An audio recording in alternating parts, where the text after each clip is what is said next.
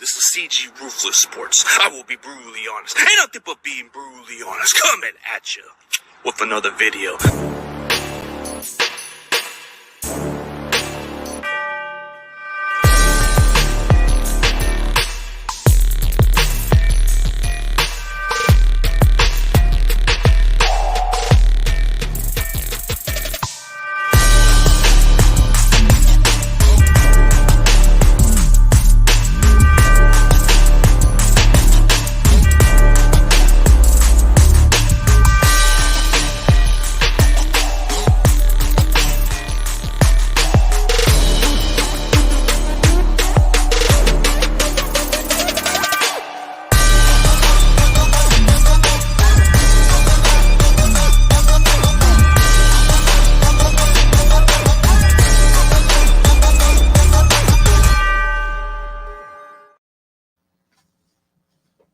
Ladies and gentlemen, let's welcome back a good old friend, my boy, the Rams YouTuber that we call Payo Time, man. How's it going, bro? Dude, CG, thanks so much for having me on the show. Appreciate you reaching out and us, finding time to do this. It's been too long. Always a pleasure hanging out and talking some football with you. And I'm stoked for this stream. Oh, absolutely, bro. Yeah, I've tried to find some ways, but a lot of the schedule was kind of in my way. But, it's great to catch on with an old co-host and a guy who still does great for his team in general. Thank you. Likewise. Likewise, bro. It's like, the NFC West network is not the same without you, but we've been moving forward with it. You guys will be fine with Nick. Yeah, Nick's the right guy for that job. Yeah. He's great, man. But, man, dude, so Payo, man, I know there's a lot of this offseason going on, so we're going to – so much happening in the NFL. Yeah, so much, man. So we're going to go on. Before we get into anything here, CG, do you find it crazy when you, make the decision, okay, I'm going to have a YouTube channel or a blog or some, whatever, some sort of social media thing, and you're like, hey, I'm going to cover my favorite NFL team. Are you amazed at how much content you can make, even though there's no football right now? It's true. Like you think about it, there's not much football in the offseason, but what really keeps my content going is interviewing NFL draft prospects. Yeah, you do a good job of that. Yeah. No, and even I find just something as simple as Sean McVay had a press conference that was 12 minutes long, but you can get 4 or 5 videos just out of that, which is impressive to me. Yeah, even little clicks, even these rumors can get you some gigantic views. Yeah, no, it's crazy, man. Yeah. But I don't like to build off of clicks like those other guys, man. I just like to do something else. But off season there may not be much, but when I get these NFL draft prospects, man, I get a feeling what we're looking at. So, I've seen them met with the teams. Then I just bring in some other athletes, former NFL players. They come on and they seem like really good people. I mean, outside of football, there's a lot of great athletes who talk more about other stuff. Stuart Swagger, despite him playing for the Raiders, he was talking about mental health, other stuff that you would want to pay attention to, because a lot of athletes have gone through some stuff like that. So, yeah. But yeah, what really caught my attention, bro, from just going into this season, bro, I thought maybe the Rams would have been very competitive, but we've been covering this stuff from the NFC West network, and I know this is kind of the same thing, but we can go on to the offseason topics, man. So, So I see a lot of the moves with the Rams. So let's do a buy or sell. Rams will buy or sell. I'm buying it. I think that Kevin Dimoff, the Rams COO, did a great job outlining it last week. That the Rams had a choice to make because they did have a lot of dead cap coming up, and they could restructure their contracts and make that and again shoot that dead cap to the future. But they decided to take a different route of, we're going to eat some of the dead cap this year. We have 11 draft picks, 3 in the top 77. And yeah, we're going to roll with that, and we're going to try and, develop some of our young talent. They, unfortunately, they did let a number of players walk, which is always tough to see, especially when some of the players, you've been cheering for as a fan, right? And you want them to do well for your team, but that's the nature of the NFL. And yeah, I think that the Rams have the coaching staff. I think that they have the front office. I still still thankful that we have Cooper Kupp, Aaron Donald, and Matthew Stafford that are all coming back healthy. We've heard nothing but good reports, especially about Stafford. Sean McVay in his press conference Monday talked about Stafford will have no limitations when it comes to this offseason program. And I've heard a few from unreliable sources of just like Stafford is healthier now than when he was initially traded to the Rams. So encouraging things to hear for sure. At first when I was kind of looking at the way the Rams were going to, what really changed my mind a little bit was when Randy Cross had a different opinion. And usually when Randy Cross talks his football and tells you like it is, you got to listen to the guy. So it's like, you guys had all the talent. The injuries was what really hurt your guys' season. Totally. I could really relate to it because we had to go through that type of season before. But you lost a lot of players, but I feel like in the draft, you guys will develop your own talent. You guys will find some ways to get into this mix. So as much as I want to sell, I had to say I got to buy because you got Sean McVay. It's never ruling him out. Just because you guys had a downfall season doesn't mean you guys are going to go back to the bottom. I think the NFC West could be really wide open at this point. But the Rams, they still got Stafford. They still got a supporting cast. They got Cooper Kupp. Aaron Donald's still here last I checked. So it is hard for me. But you don't have Jalen Ramsey. So that's going to be tough. But I feel like you guys got the core players to make up for that. Yeah, and I see we got lots of awesome people in the chat. Sup, Alex and Rudy and David and Daniel coming on in hot. And I think that's something that's important to remember about the Rams specifically is that they clearly do have a plan in place, and they've done well at developing talent. And I'm hoping that this can be a draft that they really nail it, because if you have a draft where you get 4 or 5 starters out of a draft, like that's an incredible draft, and that can turn your team around in a heartbeat, right? Yeah, it takes a really good draft class, and I don't think you guys really care for those early picks. Just like in your previous past, it's always been F them picks or who needs first round picks. Just like your boy Joe Begg says, first round picks are for suckers. Yep, and so we have a first round pick in 2024 coming up. I am not a gambling man, but if I was, I would put money that pick is getting traded at some point. I'm guessing it's probably going to be another all-star player that everybody's talking about, and it's probably going to be like one of those Laker moves that you see it happen all the time with the Rams. It seems like they like to pull these little big names, so wouldn't surprise me. Yeah. But I know this may sound a little confident a little bit, but let's say buy or sell again. The 49ers will win the NFC West again. Okay. Okay, so let me preface this. The 49ers are one of the weirdest, and I don't say that in a trash talk way. They are one of the weirdest teams in the NFL. They have this weird thing where they always have to have some sort of quarterback drama going on, even though they don't. Yeah, it is. It's funny because some teams that struggle to find a quarterback, the 49ers have had multiple decent to good quarterback play, and there's always some sort of weird drama or injury happening with it. And this offseason is, no exception for that with Brock Purdy and Trey Lance. And then you signed Sam Darnold as well. So I think I almost buy this. The only reason I'm going to say sell though, is if the injuries to the quarterback position, it continues to be a huge, obstacle for the 49ers, I could see another team in the NFC West overtaking them. The other knock against the Niners that they have is their defense. Now, I know a lot of Niners fans are like, hey, whoa, Pay, what are you talking about? Our defense is the best. We're the best. You were the best last year. And you had a really good defense. I think you were ranked 1 or 2 the year before that as well. Hey, Autocon.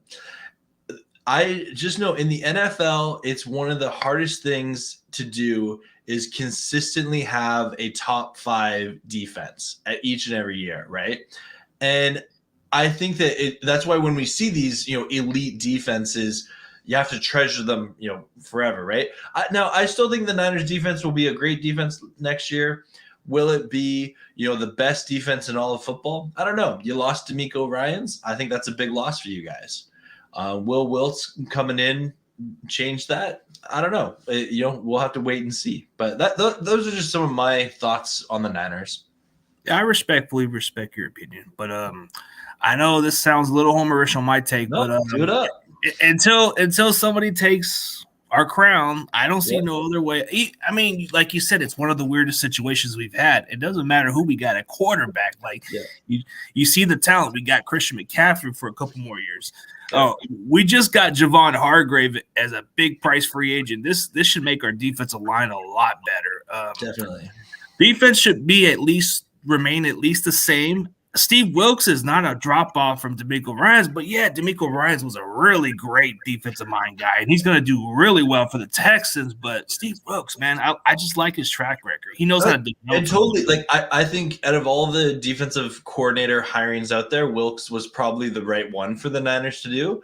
Just my only challenge is do you have the expectation of being the best defense in the NFL with the new coordinator? Yeah, that's a tougher challenge, but I've seen Steve Wilkes kind of make those adjustments before. So it's nothing new to Steve Wilkes. He knows how to make the DBs good. As long as we remain in the top 5, I'm okay with that, even if it's taking a little step back. But we didn't come and get Javon Hargrave for nothing, man. We want to make sure that defensive line is still legitimate. So, and very good. But you're going to face some really good teams. But we're going to face some better teams in the coming season. But as far as our division, dude, like you said, it's the weirdest situation, dude. You could even play quarterback and win this division for us. It's just one of those type of dramatic dramas going in. But when we look into the offseason free agency, how did you feel about your Rams approaching during this offseason? Oh, CG, don't make me cry. You know what? So let me say this. This is I talk first as a fan, and then second as a YouTuber. Sorry for the siren out there. So as a fan, it sucks. I hated the Jalen Ramsey trade. I still do. I did not like that. We had the mutual agreement with Bobby Wagner to leave. I don't like that Leonard Floyd got cut for nothing. I felt he could have been traded for something. I'm not a fan of those moves. Some of the other free agents, it was tough seeing Nick Scott go or Greg Gaines. Taylor Rapp, I don't mind that he's gone. I'm okay with that. Wish him well in Buffalo. But as a fan of the team, it sucks seeing some of these players that I've been cheering for the past number of years leave that way, and it is a statement when so many leave. That being said, because of these moves, you can see this if you do the over the cap calculator. The Rams are going to have, depending on the other moves that they make, between $50 and $80 million in cap space in 2024. They intentionally chose to have a year where they absorb all this dead money. And I did a video yesterday about there was a segment on my Rams Wednesday show about a segment or about how the Rams defense is going to be the cheapest defense in the league next year. And outside of Aaron Donald, I'm pretty sure every player there is either on a rookie contract or a 1-year prove-it deal. I'm off the top of my head, I'm pretty sure. So it's going to be, let me not say cheap. Let me say an affordable defense. Like a dollar store type of defense. Okay. Yeah. But so there's just going to be a lot of unknowns with this defense. There's going to be a lot of mistakes probably because, with a young defense that happens. There's going to be those blown coverages. The hope is when the Rams have a lot of players on the offensive side of the ball coming back healthy, that were able to put points up, because that was the biggest challenge for the Rams last year when we had 14 different starting offensive linemen. I think a total of 22 players took a snap on the offensive line throughout the season for the Rams on offense. You had injury at the wide receiver position. You had Stafford, who was injured. You had the weird drama situation with Cam Akers, who I think, as long as he's good, like personality-wise, I think he could actually have a good year next year as a running back. So, I say all this to say free agency has been, mixed bag of emotions, but I think the Rams do have a plan. We have a front office that, they've been to 2 Super Bowls in the past 6 years, so I'm not going to complain about that. We won one of them. And, I think the front office, I'm ready to give them a shot. I'm not, all mad about it. But the question here is, who left your team by surprise you felt was a loss to your team? Well, you can make an argument for anyone. The big names are Bobby Wagner, Jalen Ramsey, or Leonard Floyd. I was most surprised by the Jalen Ramsey just because I think they could have got more for him, but it sounds like they tried to do right by the player and let Jalen Ramsey kind of dictate where he went, and he wanted to go to Miami. But I think the biggest surprise loss for me would have been Greg Gaines. I know he's not a household name, but he's someone that I really thought the Rams would re-sign. And I was hoping they would, but they didn't. Oh, absolutely. I mean, there's some underrated losses, so I'm going to go with my team in general with this. The offseason approach was more like surprising. Usually we go very conservative. We let go some of our core players. They come and go. I already seen McGlinchey leaving. It wasn't like I was like some fans like, oh my God, he left. We could have signed him. No, I was not really high on McGlinchey to begin with. The one that really caught me by surprise was retaining the center that I don't like. Like, I don't understand what they see in this kid. This kid does not know how to block, and we're putting this guy, we're giving him some decent dollars. And I don't know if you've seen the rant. It was a little more my expression of the feeling because Jake Brendel's not that great. I don't get where people rank this guy, but it was a surprise move to bring him back. But the one player who I thought was an underrated loss, in my opinion, was Charles Omenihu. I thought there was some good value there, but he priced himself out. I felt like Kansas City got a really good player. As far as our key losses do, it wasn't like we lost a lot of the key players because we started gaining these draft capitals from losing these guys. Like D'Amico Ryans was a little lost because of our defense, but I still think we'll remain the same. We got some draft comps out of them. We tend to look for those other guys on proven deals. Like Charles Omenihu was one of those perfect examples. We got him as a cast off from a team like the Texans. They didn't know how to utilize him. We made him a stud. We're starting to get some underperformer guys like Colin Farrell from the Raiders. Like a couple years ago, we had this kid, Arden Key, who was in the same situation with the Raiders. Didn't do nothing there. Comes into the situation with the Niners, looks like a really good player. Is it going to be the same trend? We don't know. Then you get this kid, Austin Bryant from the Detroit Lions, who's underperformed too. So it's like we're taking flyers on these dollar store players that nobody even wants to give a chance. So it's like I give it at least a solid B because our aggressive approach was really good, but I wouldn't give it an A, bro. We left some holes that we desire. So I felt like the Hargrave was pretty much like the big signing. Then Isaiah Oliver was a pretty solid pickup. I thought, Jimmy Ward left. Yeah, Jimmy Ward was our glue of our defense, but Isaiah Oliver does have some nice skill set to play that slot. So I think he was an underrated pickup. Cool. But if we're going to go by best free agent pickup from our team, you go first. Yeah.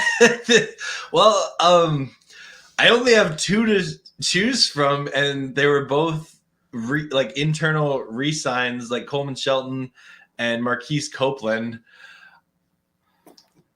I don't know if I can say they're both like at the same level. I'll maybe give Coleman Shelton just because he has been a good offensive lineman player for us. He's been all over that line. Like he's played guard, center. I think he played tackle once last year too. So I'm gonna say probably re-signing Coleman Shelton. But really, I really only have those 2 things to choose from because the Rams have done squat. They didn't do much, huh? No. And they're not going to. Like, that's the thing. They are intentionally having a year where they do not spend a lot of money so that they can, build through the draft and next year make some big moves. Yeah, it seems like that was the kind of approach we've been doing for quite a while too, and everybody didn't like that approach. But sometimes doing the quiet moves doesn't always mean it's going to be a terrible season. I mean, you look at the Packers and the Patriots; they don't go for those big names all the time. Yeah. But here's one topic that I think would be more interesting for the Rams. I don't know about your situation in cap space, but you guys have a need at running back. I don't know if you guys are very confident with Cam Akers, but what would it be like just to kick the tires with Zeke Elliott, man? You know what, CG, the Rams running back room is one of the biggest mysteries on the Rams team headed into next year. Because we have Cam Akers, we have Kyren Williams, who they drafted last year, but he didn't get to see a lot of playing time between injuries and just Akers dominated carries at the end of the year. And then we also have Ronnie Rivers, who was undrafted. So, do the Rams roll with that? I think the Rams will probably draft a running back. I don't see them paying big money for Zeke. I'm not sure what kind of money he's trying to get. I don't think it'd be a bad signing. I think a lot of Ram fans would get behind it. I have to be honest with the way this front office is taking this offseason. I think they probably draft a running back because we've drafted a running back every year under the Sean McVay era. But I don't see them making that signing. But it could be a benefit for sure if they did. Yeah, I mean, it was really like an option because I didn't see this coming. But what really made me kind of like had this one take was I said if the Cowboys decide to go for Tony Pollard and retain him, there's no way they're going to keep Zeke. So yeah, a lot of Dallas fans didn't even buy into what I was saying. I said, dude, if you guys, I'm pretty sure you guys are going to get Tony Pollard, and it's going to lead towards Zeke being cut. I had one. He won't mind me saying this. I had one really good friend of mine he is a huge Cowboys fan. And he bought a Zeke Elliott jersey literally the day before the playoff game again, where like they had, what the playoff game against you guys? Yeah, that tackle.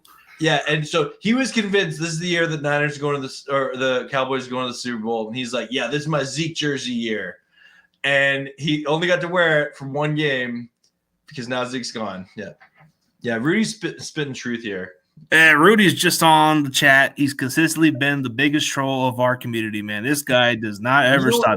This guy is like that fly that doesn't go away. Let me say this. Rudy is one of my favorite YouTubers. I love his channel. I love what he does. And for whatever reason, Niners fans just love Rudy so much. They love him so much.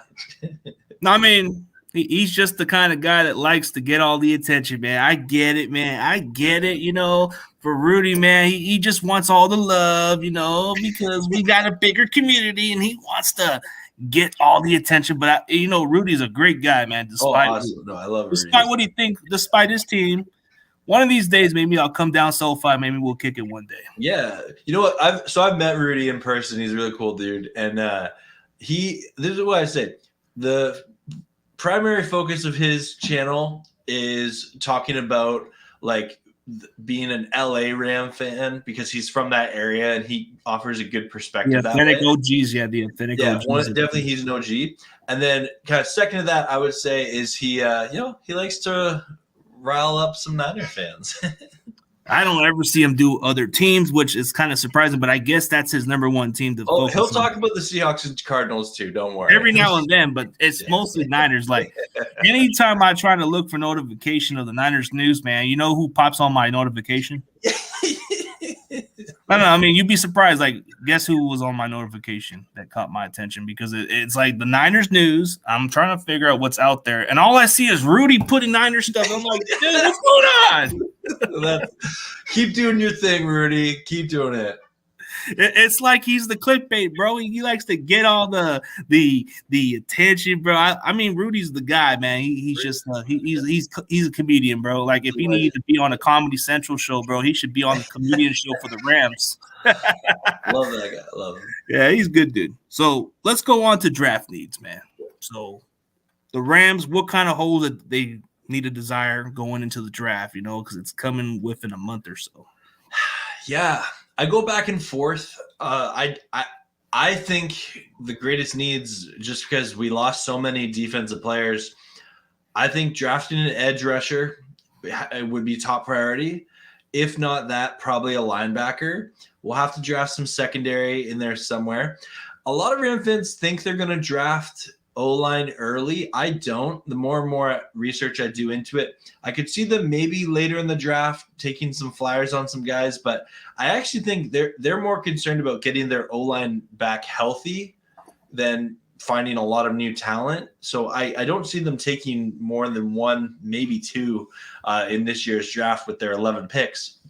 But early, I think that they're in the market for either another like wide receiver that they can develop, or they're looking to just find someone who can rush the passer and really help on this D line. So and I personally, if I'm making that pick, I'm probably drafting the best edge rusher at their first pick in the second round.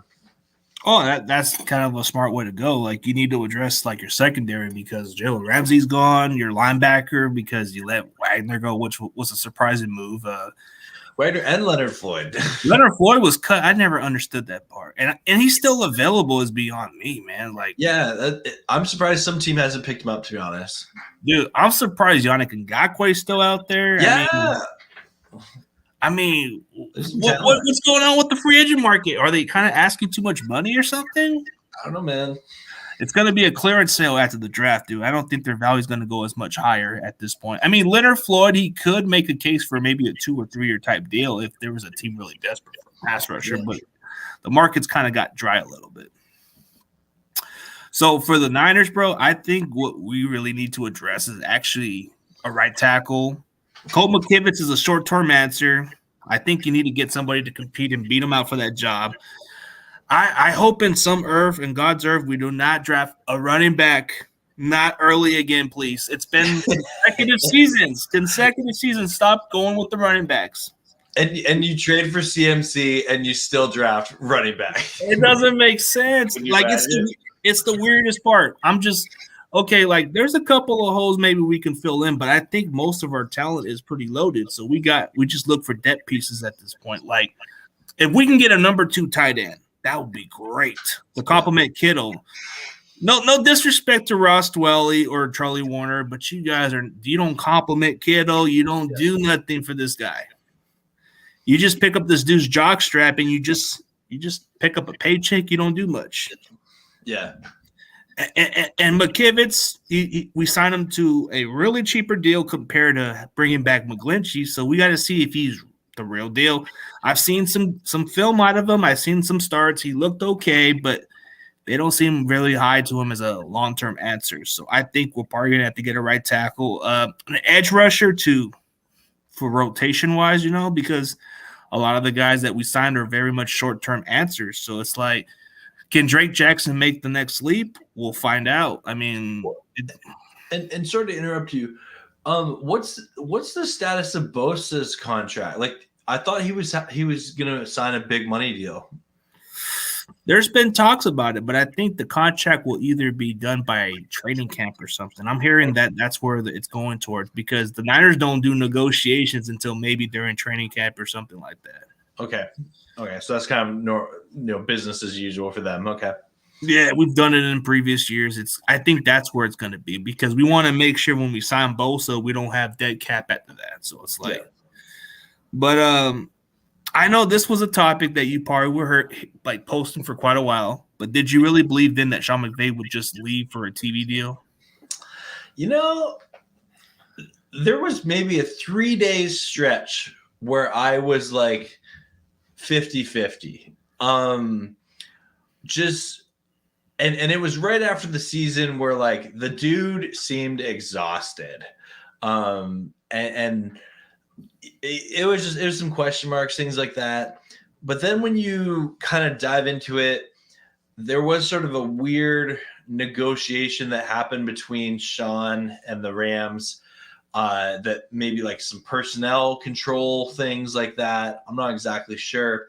I was encouraged to say he said multiple times recently that he doesn't want that to be a narrative, and he wants to be with the Rams for years to come. And he doesn't want every season that to be a narrative, but unfortunately it's going to be one. And I think what Ram fans have learned is when you find a young coach, at the age of 30 is when we signed him to be our head coach. He's, experiencing a lot of success early, and he's going to have those opportunities that create such a controversy, right? He's going to have those big TV money contracts. And that's just something that Ram fans are going to have to deal with at the end of every year. I'm glad he's back. And like I said, there was probably 3 days where I was like, I don't really know. But then as soon as he came, I'm like, okay, he's back. Everything's cool. I'm going to stick with it. I think a lot of Rams were just praying that hopefully this guy does not leave. I mean, he's still a young coach, and sometimes when you get weared out a little bit, like you just said, the younger they are with the success, it starts to get to them. But once they get older, that's when they have to experience the tougher times. And I will say this. There's clearly something that happened because the Rams, we like the Niners, like both our teams kind of get gutted for coaches like each year. This year was different though, because there was clearly like a number of coaches where the Rams were like, they didn't like officially fire, but it was like, oh, we mutually agreed to, part ways, or like Liam Cohen is seeking other opportunities like I think he went to Louisville. And so I definitely think that Sean McVay has a new coaching staff that he is confident in. We're going to have an entire new special teams because we lost our special teams coordinator, our kicker, our punter, and our long snapper, and our kick returner. So that's going to be all new for the Rams this year. And yeah, I think with this new coaching staff, that will energize the Rams. And I think that getting Mike LaFleur as offensive coordinator will be good, and he'll be able to really talk ball with Sean McVay the way that Kevin O'Connell used to, where Liam Cohen in that role last year just didn't really do that, I don't think. Oh, yeah, a lot of changes with the coaching staff. It's always kind of been something that most teams have to go through, but Sean McVay's always kept his coaches consistently. Like Shanahan's always had to adapt with new changes, so it's like you just have to find what goes with it. It's like Sean McVay just knows how to get some people some jobs too, and Shanahan doesn't matter. Like if you come into this team, more than likely you're gonna get a job within a couple of years. Get a job somewhere. Yeah. So okay, so let's discuss this rumor topic. I've been hearing topics about the guy that you guys had a while ago, and he was part of your Super Bowl run. So let's put the OBJ topic in. I'm hearing the rumors that maybe there's some interest there. Yeah. Okay. So I made a video about this 2 weeks ago, and I promised my community I won't make another video about OBJ until there's actually news. Like none of this cryptic tweets or speculation. No, we want like actual, like some proven, substance report of OBJ returns to the Rams or he goes somewhere else. I know the Rams have been in contact with him. I know there was a picture of him and Les Snead talking at the owners meeting, and genius move by OBJ of like, hey, I'm a free agent. I'm going to go to the owners meeting. Like that's a smart move. But I've heard him linked to so many other teams, and I think the Rams are absolutely one of the teams that could sign him. I honestly don't know. I thought for sure they were going to re-sign him during the season last year, but then he didn't go to any team because it seems like he was still recovering from his ACL tear. And yeah, so the rumors are still going to be floating around. You're going to see, fans of, wide receiver needy teams that will be tweeting about it left and right. I know Jets fans really want him. I know that the Chiefs fans they want either him or DeAndre Hopkins or both, which, come on, Chiefs, you don't need all that. I've heard a lot of different rumors with the Chiefs wanting Brandon Ayuk too. I'm like, dude, there has. Oh yeah, I saw that on someone else's stream the other day. Yeah. Oh, dude. So my thoughts about the Ayuk rumors, bro, it's ridiculous. The cryptic tweets and all the other stuff, it's just nothing but talks. I mean, There's a lot of discussions that maybe he probably would be the odd man out if we were. Is Ayuk in his final year of his contract? Is it a contract year for him? He's got a 5th-year option, which is exercised. So Okay. so it gives the Niners some time to work out a deal with him. But a lot of this rumors, it's like, it depends what happens. Maybe the offer's in, but I think we'll find out from here on out. So, we don't give contracts to players after their 3rd year. We have to at least wait until the 5th year comes in, and maybe we work out an extension. Right. But I don't know if it's true if he's going to hold out or not. So it's like question CG Payo. Considering Rams won a Super Bowl recently, while the Rams regrouping, Rams are expected to be a big threat. And so Rudy's kind of thinking into the future. Do you agree on his takes about this? Do you think that maybe the Rams take a step back again in 2023 and then make the bigger leaps, or do you feel that they can still make a push for? I think the Rams are making moves to set themselves up with drafting young talent this year, developing, and then having tons of cap space next year and draft capital to make some big trades of proven players. So I could see the Rams setting themselves up to do that. So I totally agree with Rudy's take about Rams are expected to be a big threat in 24, 25. But here's this question. Here's this question, since he's obsessed with my team. So considering that he said if we don't capitalize in 2023, do you consider this as a failure? Realistically, dude, if you don't win a Super Bowl, it is a failure because nobody is celebrating second place.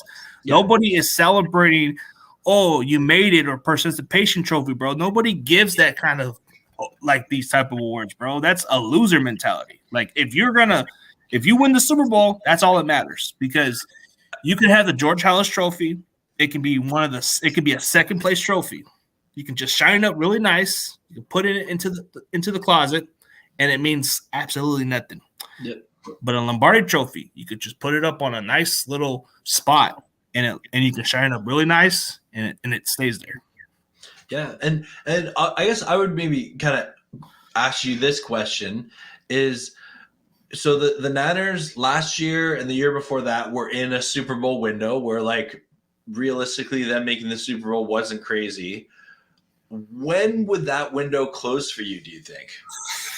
I think the window will close eventually once we have to figure out who we want to sign at quarterback. I think the quarterback, like the rookie contracts, I think we have at least 3 years in us because we got Brock Purdy on the rookie deal. We got Trey Lance on a rookie deal. So I think as long as we have these rookie contracts, I think we're only good for a couple more years, because as soon as we start paying our quarterback, bro, it's going to take majority of that cap space. Yeah.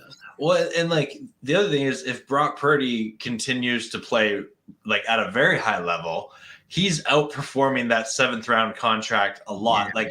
Like at some point you would have to give him a better contract. Yeah. It's just, it really depends on the quarterback contract, and it really depends on whether we decide to extend Shanahan, because he still has at least a couple more years in his remaining contract. So it does depend on what direction we go to, but I don't think he's going anywhere anytime soon, as much as most of our fans are saying. Like, it's not gonna be easy to replace a guy like him, even though he's been known to choke on the biggest games. But who can you replace him with? I'll wait. Yeah.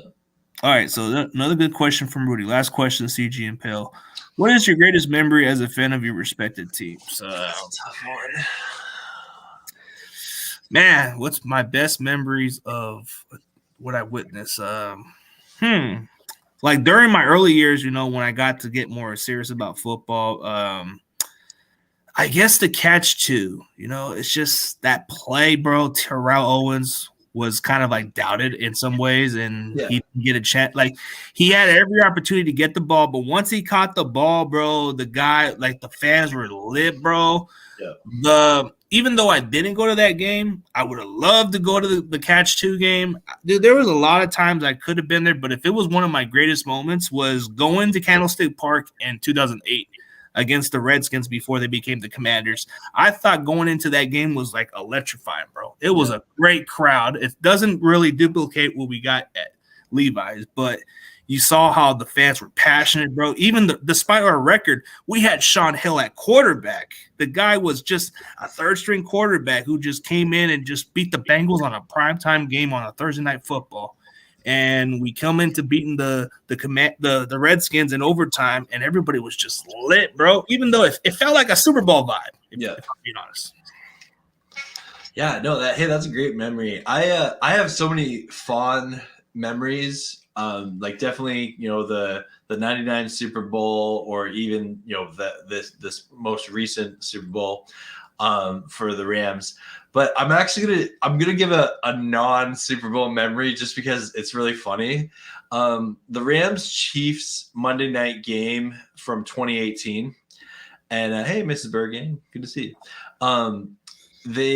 So I was in college or university at the time, and I had like my group of guys that we would watch Monday Night Football together, and there was like 4 of us, but all 3 of them couldn't make it for like different reasons, and so I had to watch the game in our student rec center at our school, and I'm like, okay, like whatever, this is where we normally watch it, so I'm watching it.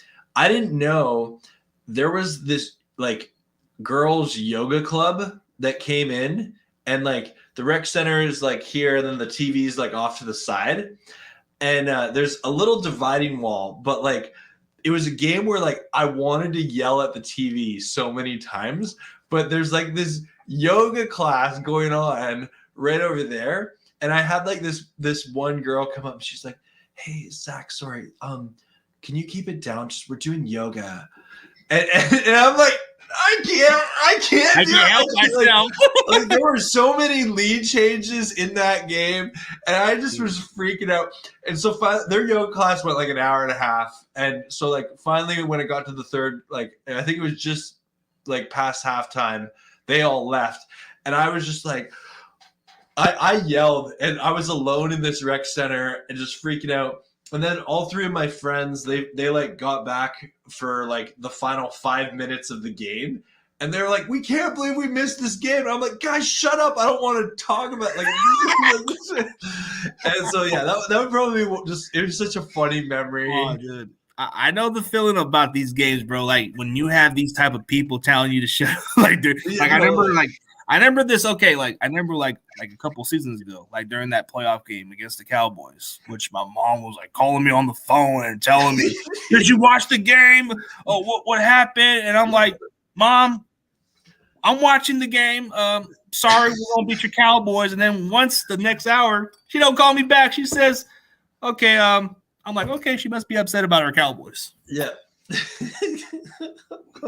Like, dude, sometimes my family calls me in the middle of the game too. Even one of my Cowboy buddies who I'm very close to, he would call me and say, "Hey, did you see that play?" And I'm like, "Dude, I'm watching the game. Let me watch the game. I'm streaming after the game." Yeah. But he's a good dude, man. It's like there's a lot of these good people, man.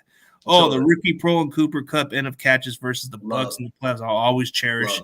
Always cherish. Well, the play against the Atlanta Falcons, the NFC Championship game is like, it may not be the Super Bowl that I've witnessed, in my early years, Super Bowl 29 had to be one of the best memories, but I was a kid, I barely remembered it. Yeah. But I was there. Like, let's not ignore the fact I was there. That's really cool. I'm an old dude, so I'm in my 30s, so I have to at least be around that time. And I'll be honest with you. So like, I was 9 when the Rams won in 99. Though I will always treasure that Super Bowl, I appreciate the 2022 Super Bowl way more because I'm a grown man. And I realize, you realize how hard it is for your team to win a Super Bowl, right? And though I'll always treasure the 99, being a grown man, being like, I've been cheering for this team for like so long, and finally they win it. You know what's more of a cherishing moment, bro, was like, getting over the hump watching Colin Kaepernick in the Harbaugh era, bro, it gave me some better memories because after rough years, after Steve Mariucci left, we gone through the tougher times. Despite how people thought of our record, there was a lot of loyal Niner fans. You had a lot of these other fan base, but everybody kept saying, why are you a Niners fan? You could have been a Cowboys fan like your family. Why are you this fan? Like I'm saying, dude, I don't want to be like everybody else. I want to be different. I follow my purpose, you know. When I saw Steve Young played in the NFC Championship against the Dallas Cowboys, I wanted to be the bad guy. I don't want to be the nice guy. I've always thought of myself as the villain, you know, the villain of my family.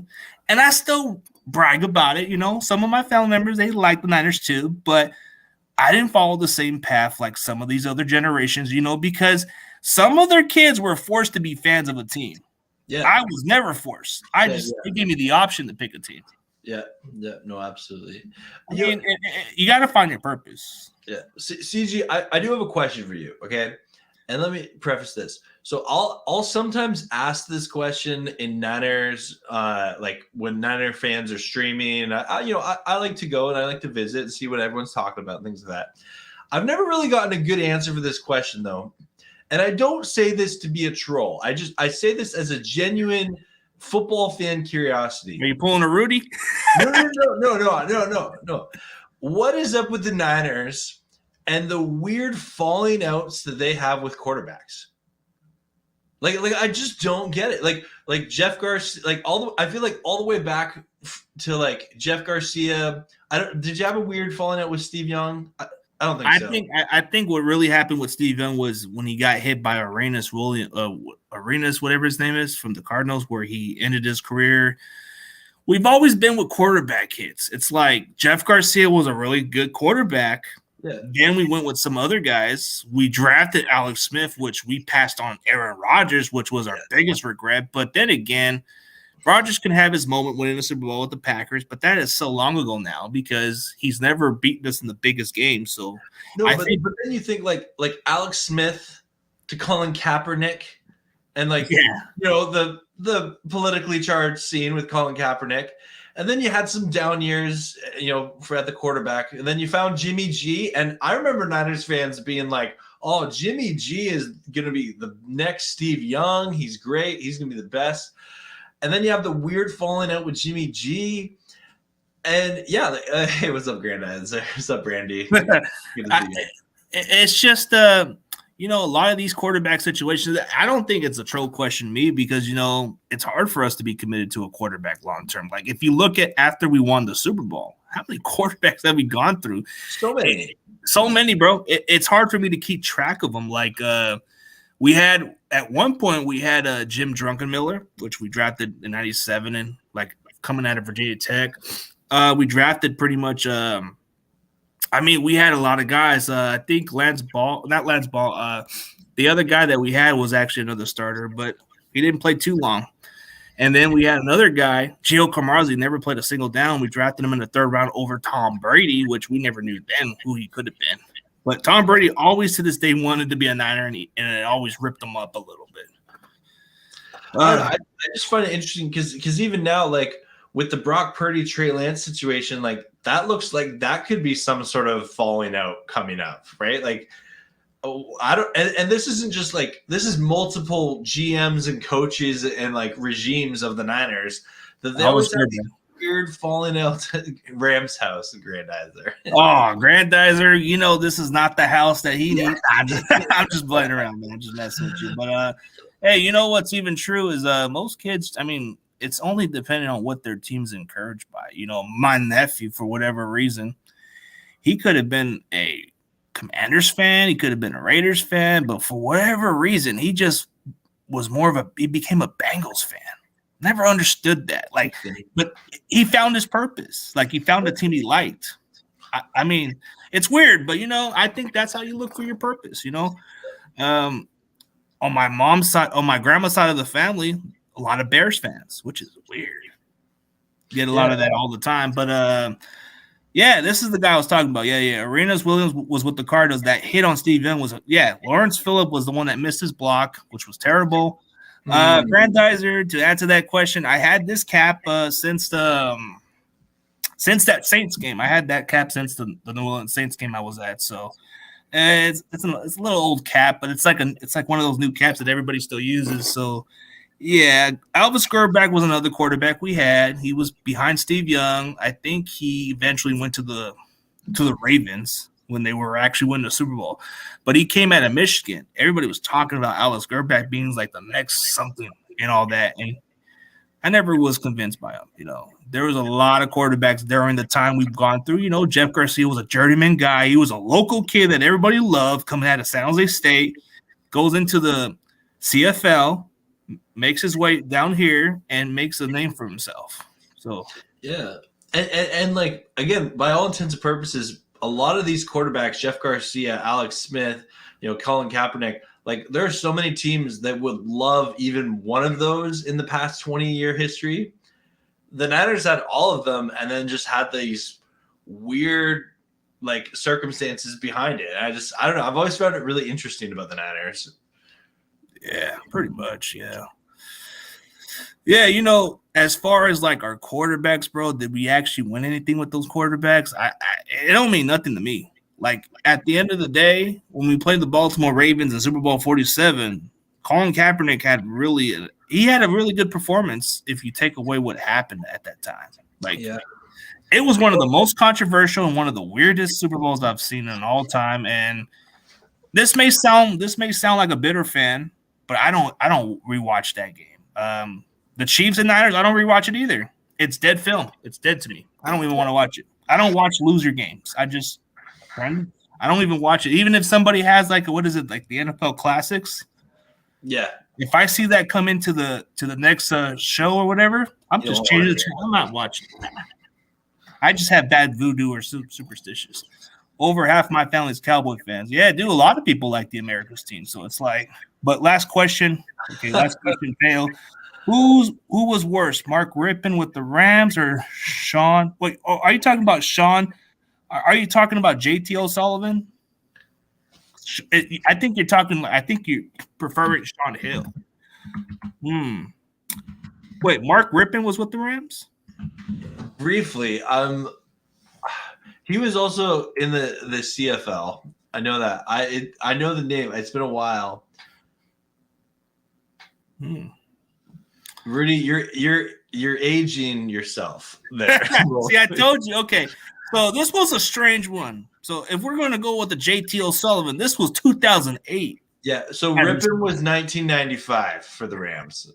Yeah, like seriously, JT O'Sullivan, bro, this guy had a really good offseason. This guy had one of the best offseasons. He even beat out Alex Smith and Sean Hill at that spot, bro. I don't know how he did that. And then he comes into the season as a starter. And then he had like maybe a couple of decent games and it disappeared. I thought it was one of the weirdest. I do remember this coming back to me now. That's really funny. Like, so I'll say this: Mark Rippon started the final 3 games of the year with the Rams. And yeah, he didn't do a whole lot. He lost all 3.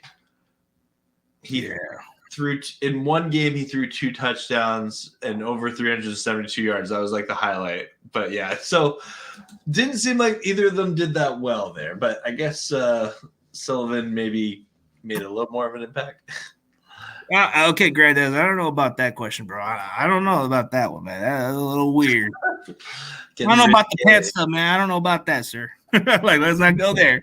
But Rudy is like that Denny Trejo treasure, man. He gives you that comedy version, man. Like, if they needed to go to the dollar store, man, to go watch a Machete movie or something, go meet up with Rudy. He'll give you some good comedy about his Rams, talking about his old past glories and talk about the recent Super Bowl. I get it. But you can come down to the 99-cent store and Rudy will just be right there bragging about his Rams. I'm pretty sure he'll be out. Hey, man, if you're ever in LA, talk to Rudy. That guy knows his way around that town. I'm telling you. Hey, one of these days I'll see Rudy down the corner. One of these days I'll come down, but it's just the timing's got to be perfect, and I gotta find a way to get down SoFi anyway. So, because wait, are you in Northern California? Central. You're in Central. Okay, cool. It's in the middle. It's in the middle of Northern California. and then in between Southern California. So the difference from the drive is like 2.5 hour drive to Levi Stadium. It would be like 3 or 4 hours to go to SoFi. Okay, cool. Yeah. That's so close to me, man. I gotta get on a plane. So yeah, I mean, it's good. It's all good stuff. But in all seriously, man, it's like, there's a lot of Rams fans I'll probably be dying to meet if I were to go down SoFi, but it's just the timing's got to be perfect. Yeah. I got to find a way to get there. It's like I don't have any connections towards people taking me down there. So it's like I've always go on these little team buses to chill with and go down. That's how I get there. I don't go there on just I don't go there with my ride or none of that. I just go on the party bus. Yeah. Seahawks Eddie has a question in there.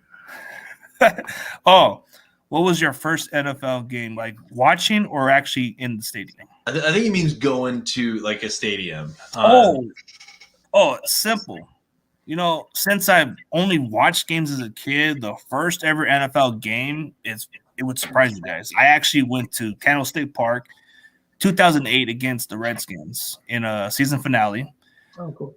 A great experience, Then it started giving me some ideas in the near future. You know what? I want to start going to more games because, it was a lot better watching TV. I was just watching TV, watching the games. But once I got a chance to watch the games at Candlestick Park, I started getting the idea, you know what? I need to start coming to more of these games.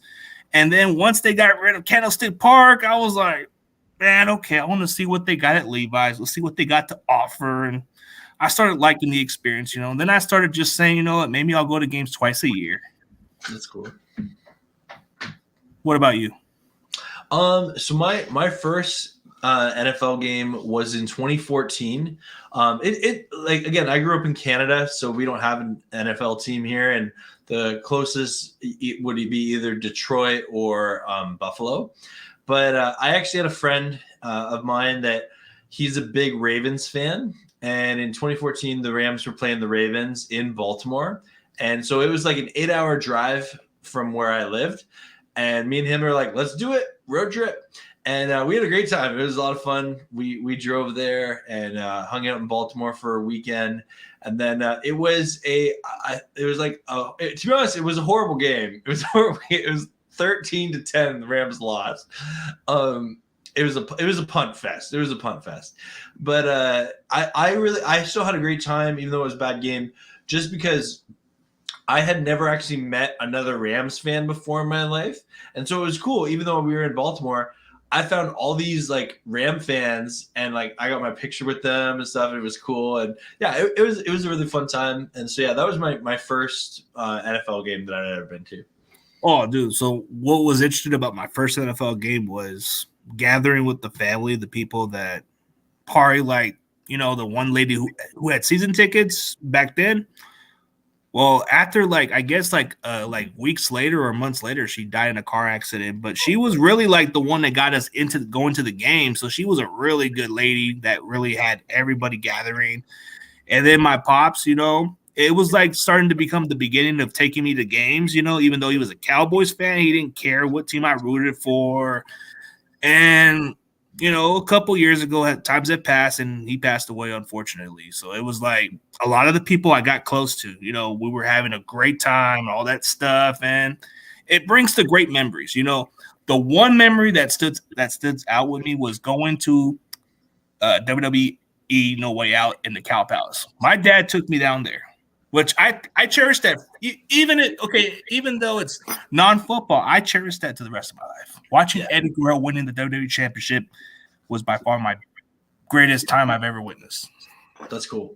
Yeah, that's really cool. But you got to remember those times with the people you got yourself around with. Absolutely. Yeah. Yeah. Football's family. Football's family. But I've always had chances to enjoy with other fans and all that stuff. And a lot of people have told me, why'd you go to that Niners and Raiders game? You're going to get your butt whooped. And I'm like, I ain't scared of nobody, bro. Yeah. They never even touched me or did nothing to me. It's like they wanted to take pictures with me because I had one of the most controversial jersey of all time. Everybody wanted to take pictures. I was getting either praise or death threats for that. But I don't want to go with that political stuff. I'll keep that out of the way. But totally, yeah. I was one of those kind of guys that Raider fans did not want to touch. Yeah. They thought I was a celebrity. Granddad's also it was the guy I'm talking about, the Ravens guy he's the one I went to the game with. He was on Move last year. Yeah.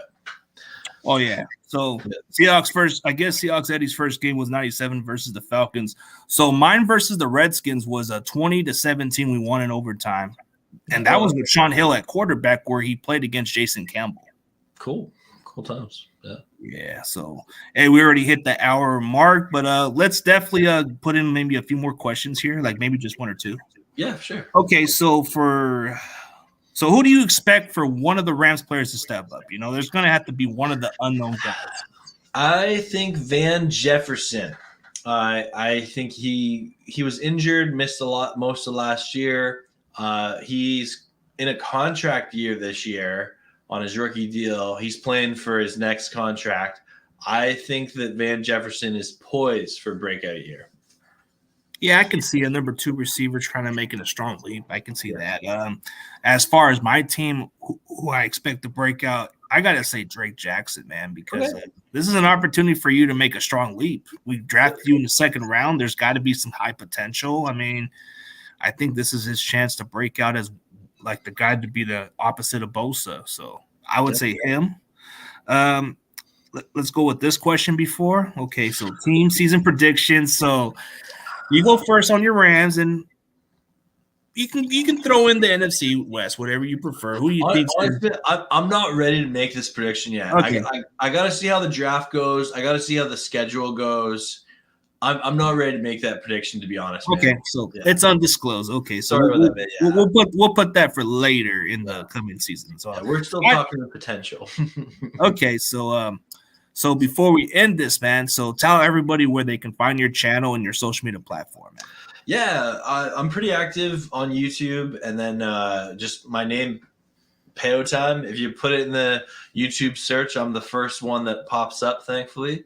And I'm on Twitter as well. And yeah, I probably 99% of my channel is all Rams content, but I have a lot of fun with it. And yeah, I love talking to fans from all teams. I love hearing opinions that are unlike my own. It's great. I'm eating chicken for dinner. Granddad's is with the weirdest questions. No, he's a personable guy. He loves he's a good dude. He's a good dude. Yeah. But yeah, for anybody else that wants to collaborate with a Rams content creator, Payo is the guy, man. He was one of the guys that I pushed for him to come into the NFC West network, and I still miss those days, but dude, I had a blast. I will always treasure my time on the NFC West network. But no, I have no understandable, no regrets to it all. But no, CG, appreciate you, man. Thanks for having me on, and yeah, until next time. Oh yeah, for sure, bro. For everybody else, man, me and Payo are out, and see you guys on the next episode of CG Ruthless 49ers Talk, and we're out.